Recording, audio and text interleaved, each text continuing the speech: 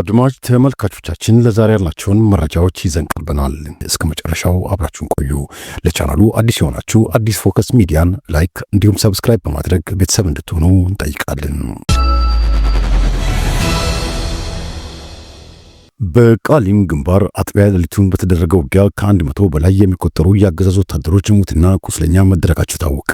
በዚህ ቀጠና ከወራት በፊት በተደረገ ለአስጨራሽ ትንቅንቅ ኮሎኔል ጣዕመን ጨምሮ በመቶዎች የሚቆጠሩ የሰሜን ምስራቅ እዝ ወታደሮች ሲገደሉ አንድ ሻለቃ ሙሉ ጦር ከነድሽቃው ደግሞ መማረኩ ይታወሳል። በሰሜን ወሎ ዞን ከወልዲያ በቅርብ ርቀት በምትገኘው ታዳጊዋ ቃሊም ከተማ ትናንት ግንቦት 2 2017 ዓ.ም ለዛሬ አጥቢያ ሌሊቱን በሶስት ግንባር በተደረገው ከባድ ውጊያ ከ100 በላይ የሰሜን ምስራቅ እዝ ወታደሮች ሙትና ቁስለኛ መደረጋቸውን የአማራ ፋኖ ብሔራዊ ኃይል በወሎ በላከው መረጃ አሳውቋል። የአማራ ፋኖ ብሔራዊ ኃይል በወሎ ምስራቅ አማራ ኮር አንድ አሳምነው ክፍለ ጦር በቃሊም ቀጠና አባይ ተራራ፣ ደብር ተራራና ቃሊም ሚካኤል በተባሉ ሶስት ግንባሮች ትናንት ከምሽቱ 4 ሰዓት ገደማ ጀምሮ እስከ እኩለ ሌሊት ድረስ ከባድ ተጋድሎ አድርጓል።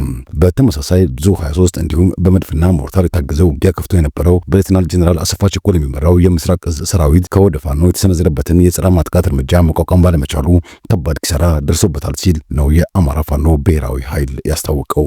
በተጨማሪም የፋኖ አባላቱ አገዛዙ ከወልዲያ ወደ ቃሊም ተጨማሪ ወታደር እንዳያስገቡ ልዩ ስሙ ጃርሳ ተብሎ በሚጠራው ቦታ ላይ የዘጉ ሲሆን በዚህም የአገዛዙ ኃይል ተጨማሪም እንዳያስገባ ቀድሞ የገባውንም እንዳያስወጣ ሆኖ ከባድ የሰብአዊና ቁሳዊ ውድመት ደርሶበታል ነው የተባለው። ጃርሳ ጥቁር አስፋልት ላይ በተፈጸመ ደፈጣ እንዲሁም ቃሊም ላይ በሶስት ግንባሮች በተደረገ አውደ ውጊያ ከ100 በላይ ወታደሮቹ ሙትና ቁስለኛ የሆኑበት የገዢ ቡድን ኃይል ድሮንና ሌሎች ከባባድ መሳሪያዎችን ተጠቅሞ የተረፉትን ወታደሮቹን ከቀጠናው ለማስወጣት ሙከራ ማድረጉ ተነግሯል።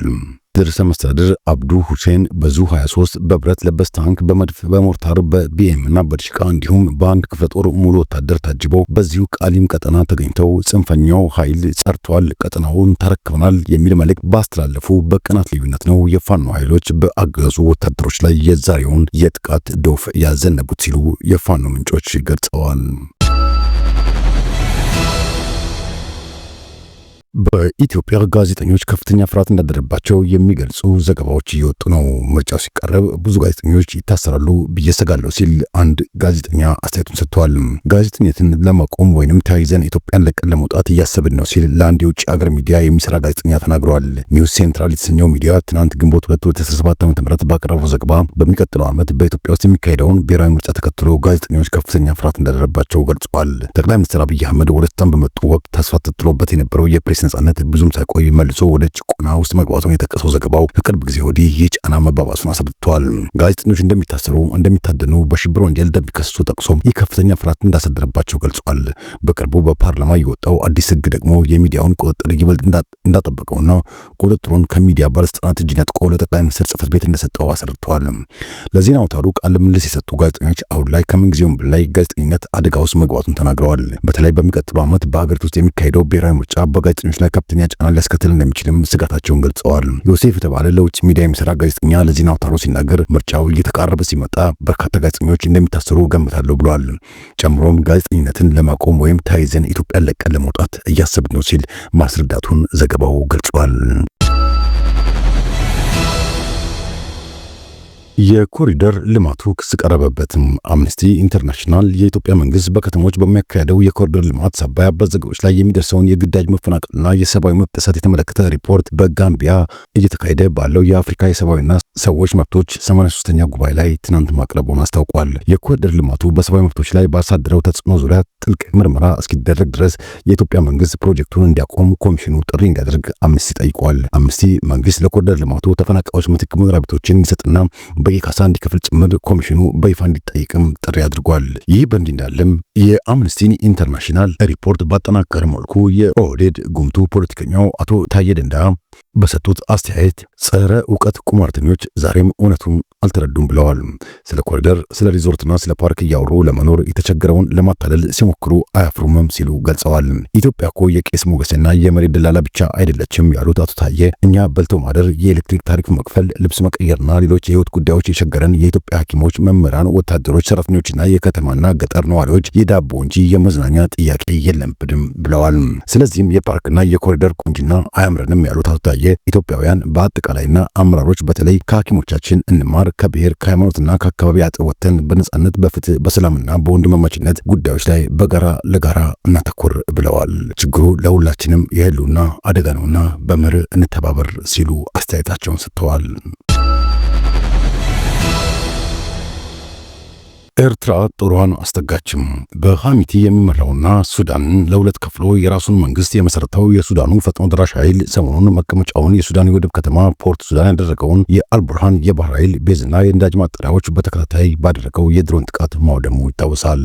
በዚህም የአልቡርሃን ጦር በከፍተኛ ሁኔታ የባህር ኃይሉ መውደሙን ተከትሎ የኤርትራ የባህር ላይ ፓይሬት ጀልቦችና ፖርት ሱዳንን እንከላከላለን በሚል ወደ ሱዳን የባህር ጠረፎች አቅንተዋል።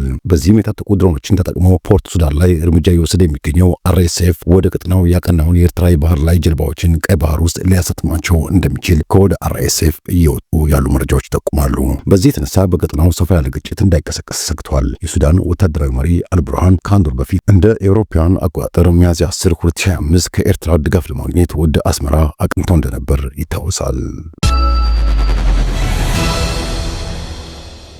በመቀሌ ኢንዱስትሪ ፓርክ የነበሩ ባለሀብቶች ማሽኖቻቸውን ከሀገር ለማስወጣት ጥያቄ እያቀረቡ ነው ተባለ። በትግራይ ክልል መቀሌ ከተማ በሚገኘው ኢንዱስትሪ ፓርክ የተሰማሩ ጦርነት ሸሽተው የወጡ ባለሀብቶች ማሽኖቻቸውን ከሀገር ለማስወጣት ጥያቄ እያቀረቡ መሆናቸውን የኢንዱስትሪ ፓርኮች ልማት ኮርፖሬሽን ገልጸዋል። ኮርፖሬሽኑ ይህን የገለጸው የ9 ወራት ዕቅድ አፈጻጸሙን ለሕዝብ ተወካዮች ምክር ቤት የመንግስት የልማት ድርጅቶች ጉዳይ ቋሚ ኮሚቴ ሲያቀርብ ነው። በሰሜን ኢትዮጵያ ጦርነት ወቅት ከሀገር ሸሽተው የሄዱ ባለሀብቶችን ለረጅም ጊዜያት በኢንተርኔትና በአካል በመገናኘት ኩባንያዎቻቸው ተመልሰው ወደ ልማት እንዲገቡ ጥረቶች ቢደረጉም ፍላጎት አለማሳየታቸውን በኢንዱስትሪ ፓርኮች ልማት ኮርፖሬሽን የኦፕሬሽን ማኔጅመንት ምክትል ዋና ስራ አስፈጻሚ ተናግረዋል። ኩባንያዎቹ ወደ ሌላ ሀገር ሄደው ለማልማት ማሽናቸውን ከሀገር ይዘው ለመውጣት ጥያቄ በማቅረባቸው እኛ እንደ መፍትሄ እያቀረብንላቸው ያለው አገር ውስጥ የገባና በአጠቃላይ አገራዊ ምርት የተመዘገቡ ማሽኖችን ወደ ሌላ ሀገር ከሚወስዱ በአገር ውስጥ ወደ ሌላ አካባቢ በማዘዋወር ለመስራት ጥያቄ አቅርበን እየጠበቅን ነው ብለዋል። ነገር ግን ወይዘሮ ሶስና ጌታውን የተባሉ የቋሚ ኮሚቴው አባል መቀሌ የነበሩ ኢንቨስተሮች እዚያው መቆየት ካልፈለጉ ቦሌ፣ ለሚ ወይም አዳማ እንዲያለሙ ለማድረግ እየተሰራ ነው የሚለው ምላሽ ትክክል አለመሆኑን ኢንቨስተሮቹ በመቀሌ ኢንዱስትሪ ፓርክ ምን እንደጎደላቸው መጠየቅና ችግሩን መፍታት እንጂ ከአንድ አካባቢ አንስቶ ወደ ሌላ ቦታ ለመውሰድ መሞከር ትክክል አይደለም ብለዋል። አክለውም ያልተመቹ ጉዳዮች ካሉ ኢንቨስተሮቹ ተጠይቀው መፍትሄ በማፈላለግ ሁኔታዎችን በማመቻቸት እዚያው መቆየት እንጂ ከመቀሌ ነቅሎ ወደ ኦሮሚያ ማዛወር አግባብ አይደለም በማለት አሳስበዋል።